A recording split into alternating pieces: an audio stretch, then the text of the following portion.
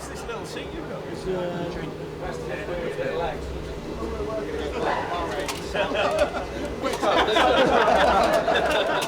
Seriously, was a very, very strong one in Miami. It's a combination of all the hard work that has been put to understand our issues. Nobody was waiting for us. They all had a development out there, and we switched from being more than a second away to being pretty much in the game. What's important is that we continue with the same spirit. It will be another mega busy sprint weekend. It's going to be a long season. It's going to go up and down. But if we look at the next 4 or 5 races, I'm sure, as it always have been doing, these teams will outpace competition.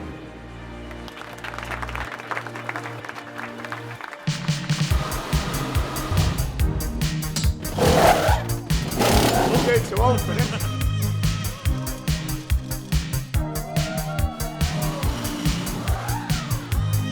Sprint event keeps us on our toes, an ever-increasing intensity through the weekend. There are only a couple of opportunities to really make significant changes to the cars, so we tend to try to make the most of those as engineers. Anything can happen from a reliability perspective, and that all of a sudden restricts what we as engineers can do in terms of setup time. So the peaks are quite intense. I think from a worker perspective, the sprints, they're a lot more. You're doing 2 qualies and 2 races in the space of 2 days. You prepare for a quali the same way, you prepare for the race the same way, so actually the workload doubles. That's a massive push, isn't it? Yeah, by the time you get the car back after Parc Fermé, after sprint race, and then it's like, you wait for your changes to come in, and then it's just like all hands on deck. And then you're rushing just to get together for the main quali.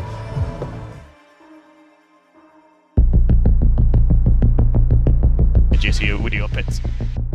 Yeah, go ahead. Just be ready for a mirror adjust. You mentioned it last night. Yeah, copy. Thanks.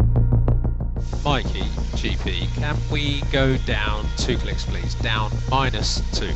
Copy that, -2 clicks. And these tyres off the car, please. The relationship between the race engineer and the number 1 mechanic is absolutely crucial. Knowing that the number 1 is just going to get on with it, and you don't necessarily have to be too concerned about whether the jobs are being done and are they being done in a timely manner.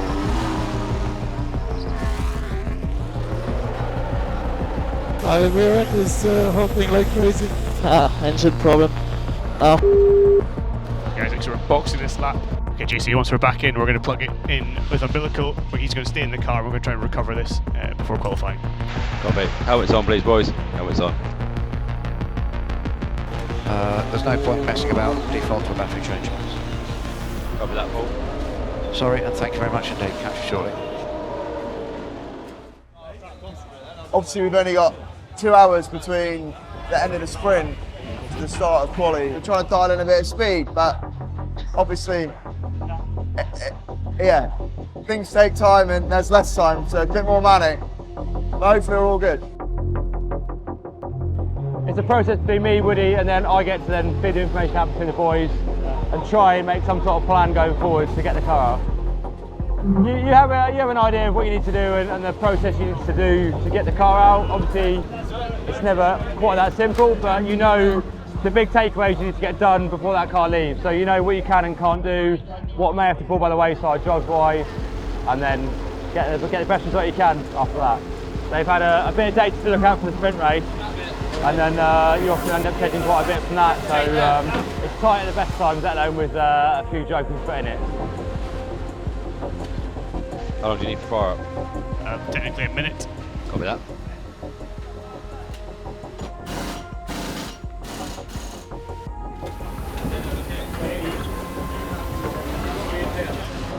Okay, well, let's fire up. Sounds great. Well done, lads. Yeah, get it, boys. Thanks. Okay, recharge on, finishing position, P7. Oh, Jeffrey. Boys and car station, so thank you very much again for the hard work for qualifying. Much appreciated. Honestly, very good job from the guys. We turned it around, and to go from nowhere to fighting in a way is brilliant.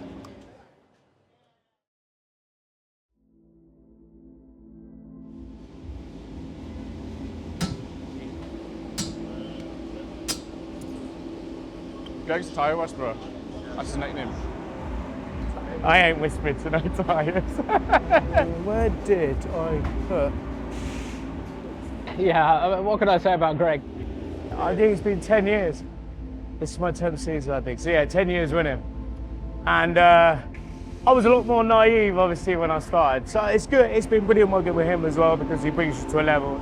You don't always need the methods of or lines of communication necessarily. He's already one step ahead and he's already acting on what I'm thinking. So in terms of next tyre set, when I would like the information on the tyre, he'll come to me with proposals, not only awaiting instructions. And it's really having that relationship between the two of you that makes it really productive and efficient and successful.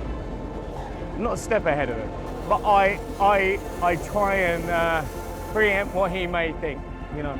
But that comes with time. He also gives me a little bit of freedom to try and make some decisions, but ultimately, if there's anything, it will go through him.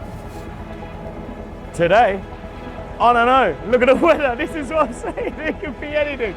That's why we're in a bit of a pickle. But nah, it's all right. I think we're going to go dry. Go to the grid on and then start the race on a dry. Pack up in the rain.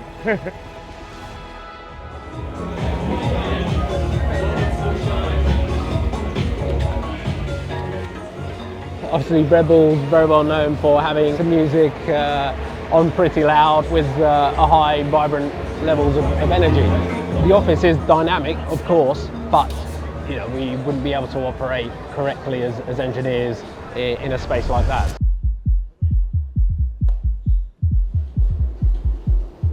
It's very focused in the office. Everybody's communicating.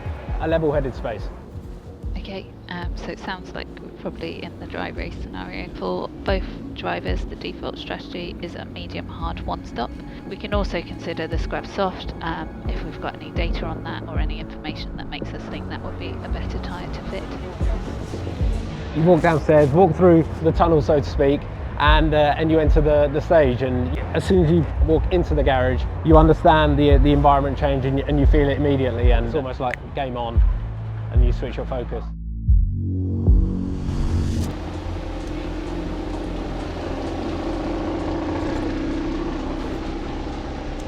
Greg to GP, would you like to switch the dry that's on the grid now, the one we discussed? No, let's not be too hasty, Greg. We've just done one lap on an inter. We'll do that after the laps of grid, thank you. Understood. Okay, Max, fire up an hold, please.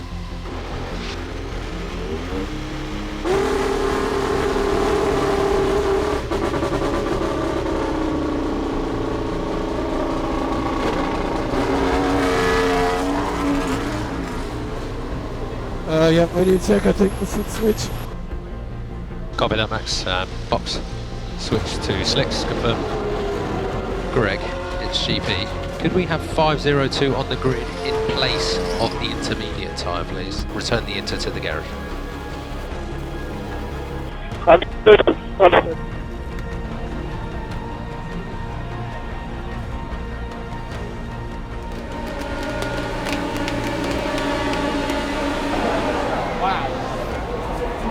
Jeff was right. For now. You were right for lap one. Good job, Max. Good fight out there today, mate. Well done. Yeah, good job. That's the first podium. So you can understand a few things. You can make it even better, but we take this. Well done, Max. Was a good fight, a good pace. Stayed with the guys in front until the end. It's a good step forward again. Well done. Okay, so that's P5, mate. P5. Bit of an eventful race, but P5, good job. And well done, Isack. The pace was good. We'll work on the other stuff, but the pace was good. That's what matters. Cheers for the hard work on car. Good weekend. Yeah, good job, boys. Don't work all weekend. A really good race for us. To get that podium is yeah, a great result for the whole team. First one also with our own power unit. To be already on the podium after 5 races. Some of us would have found that quite crazy a few years back when the adventure started.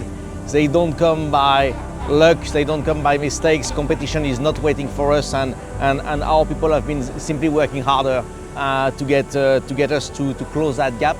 We are all thinking about the next steps and how to get to the top step of that podium, and we are very conscious of the next mountains that we have to climb to be there, but it's this first step today only give us more energy and more beliefs that we have all the right people, all the right technology, all the right infrastructure, and of course the Red Bull spirit to get there.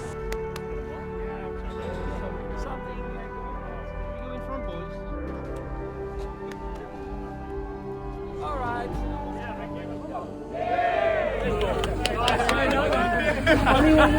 right.